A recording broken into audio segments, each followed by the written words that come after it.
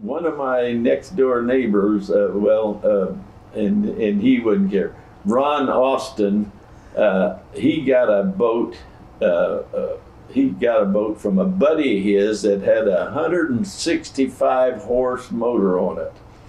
And he was sick and tired of riding up and down the river in a 40 or 60 horse. Yeah, it took us forever to get somewhere. Like we went from a 10 to a 20 to a 60 on ours.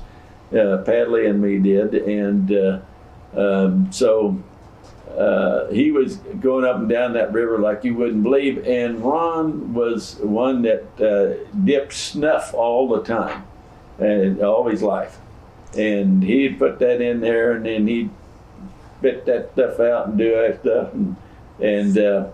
So he got a wad of chewing tobacco that for some reason Ron did. He just thought he wanted one, and so he bit off a chunk and everything else. And Dick Grogan was in the boat with him because he got rid of his boat on this trip. And he was up there in that very front seat where on a bass boat, the seat is higher up on the front boat, the front part. And then you got a little belt that holds you in up there. And Dick was up there and riding along, and he saw Ron do that, and so he said, well, he said, I used to chew all the time, and he said, let me have that. And he just took a chunk off of that thing, and he started chewing that tobacco and everything else, and they were just fishing, trolling, and doing everything else like that. And then I can't remember, it wasn't either a really bad day or whatever it was or anything. We decided to all go in at one time.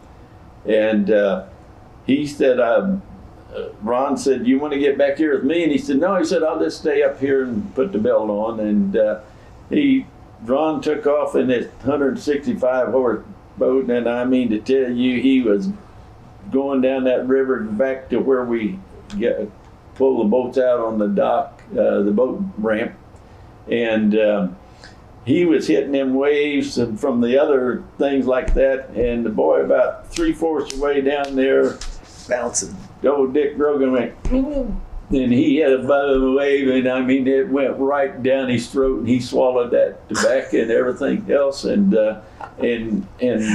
Ron went on to the dock, and they pulled in and everything else. And by the time our boat got there with Padley, and I don't know if you were in at that time. I don't think I was on this trip. Okay. I just remember you telling the story. And Bob and me had ours, and we only had like a 20 horse or something. And we got in there late, and Bob jumped out because he had to go to the restroom. That they had a big restroom up there, and he come back and he said, "Don't go in there now." Said some fool's in there throwing up.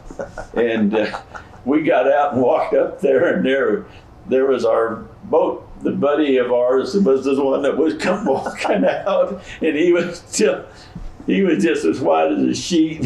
He was still just, but when he was just moaning and groaning and everything else. Sick as a dog. Then the story came about at dinner time that he'd swallowed that water chewing tobacco, and Padley told him, he said, I told him, he said, some fool's in there throwing up. He said he'd been drinking too much, but it was you throwing up after you'd swallowed the tobacco. So that's the way it was, so there was quite a few. I mean, if you're not used to it, it can make you kind of dizzy and nauseated anyway. Then you swallow it. Ooh, geez.